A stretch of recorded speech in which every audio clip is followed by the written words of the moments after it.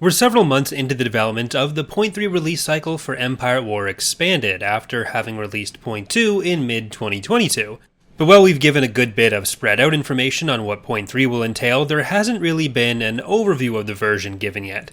In today's video, I'll be going over the main focuses of the release to help give you a better idea of what to expect in Thrawn's Revenge 3.3. This will not be in any way exhaustive, so you can expect a more focused look at some of these aspects as well as some others over the coming weeks as well. One of the bigger areas we've been focusing on are the galactic maps, primarily the progressive ones. There's already been a video covering this, so I won't spend too much time on it, but the short version is that the progressive maps will now be different based on your starting era, with all 7 eras having different selections of planets to help smooth out the early parts of the game and make sure it isn't just one faction controlling half of the galaxy at the start, allowing us to focus on more planets which remain relevant in the time period we're covering. The number of progressive maps have also expanded from 4 to 6, gaining a large version of both the new and full galaxy maps, which used to only be small and medium.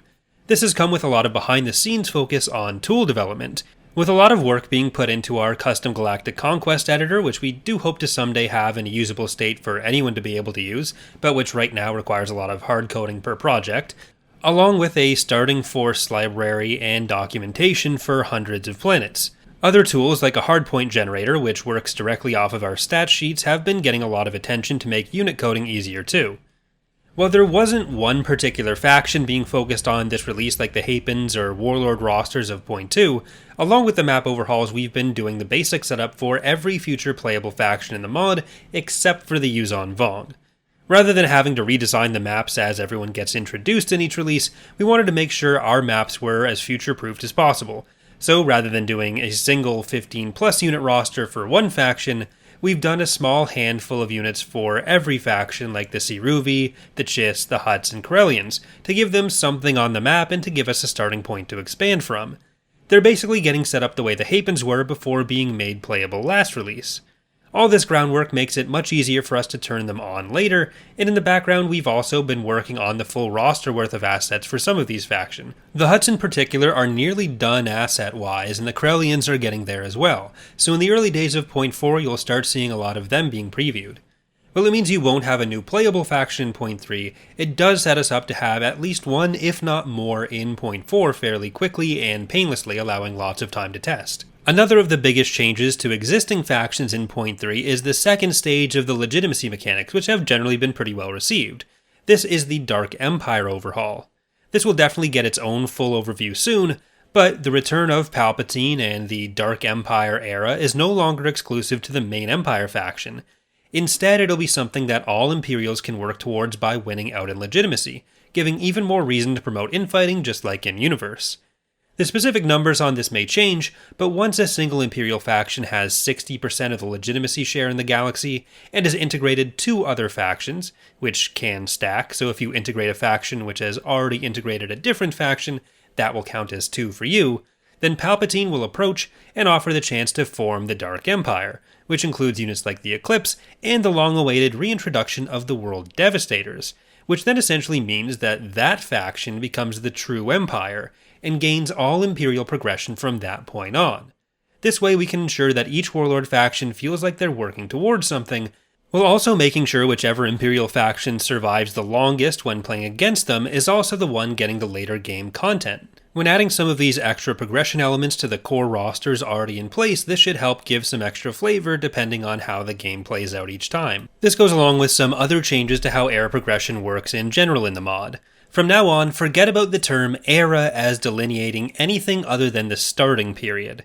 This will be covered with the Dark Empire content a bit, as well as probably its own video. It's something we've talked about a little bit in the past as well, but the Imperial regimes are now solely internal to the Empire, save for when it has a clear direct connection to what may happen with another faction. For example, Thrawn leaving the Empire of the Hand.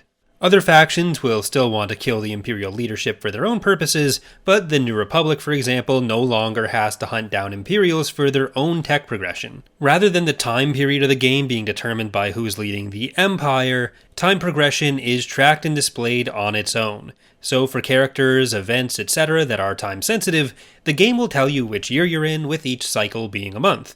So if a character came around in, say, 12 ABY, then the game handles that by the year in-game, rather than trying to tie it to the Imperial leaders.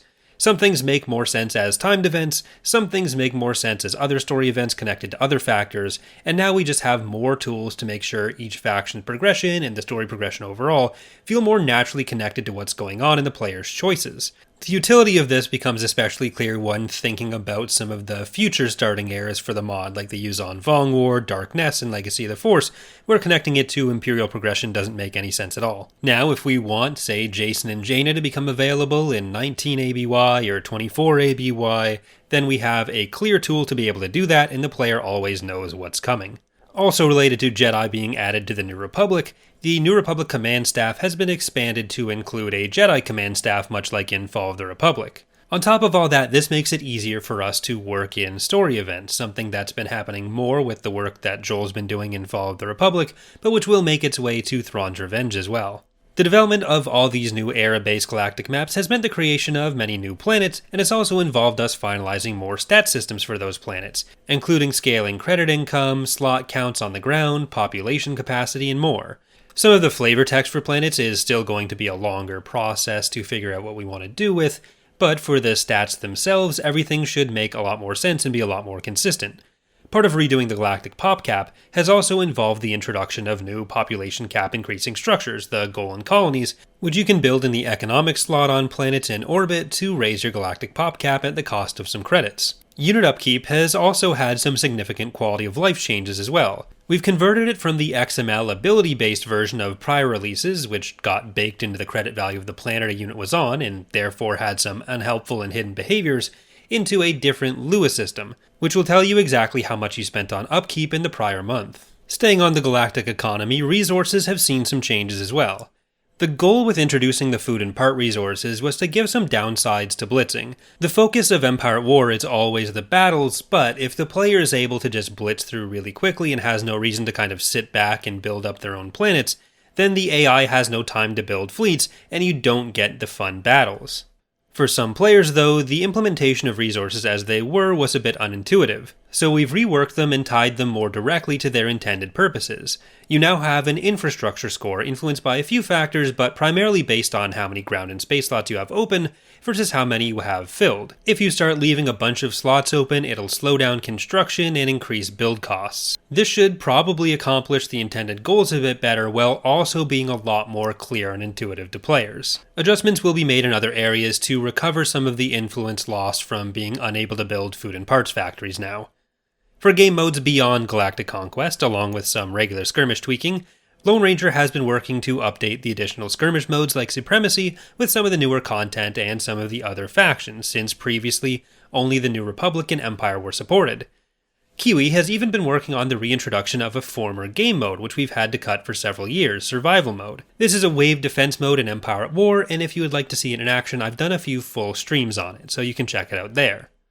Under the hood, a ton has been done to help with cleaning up broken or unused references, file organization, and bug fixes, spearheaded by Rhino and Slorny. Some of this has also worked into general optimization, and there's been some other design work to optimize the mod in Battle and in Galactic Conquest a bit more too. That's something which will remain a focus into the rest of Point 3 with trying some things out, and especially in Point 4 where there's a few things we've had planned for a while but we'll finally be executing on. Thrawn's Revenge hasn't suffered from the performance issues in tactical battles as much as Fall of the Republic has, but things like Hapen and CSA fighter swarms were definitely culprits here, so they've had some direct tuning as well. Again, this is not an exhaustive list of every specific change, but rather an overview of the categories work has been focused on in this release. There's a ton of other more specific things like smaller categories of new units for the New Republic, a bunch of tactical map changes, and some other smaller system changes, which will be getting their own dedicated coverage later on closer to release. So hopefully this has helped give you an idea of what to be excited for in Point 3. There's no release date yet, but if you want to see news as it gets announced, you can either subscribe here or check out our Discord server linked in the description.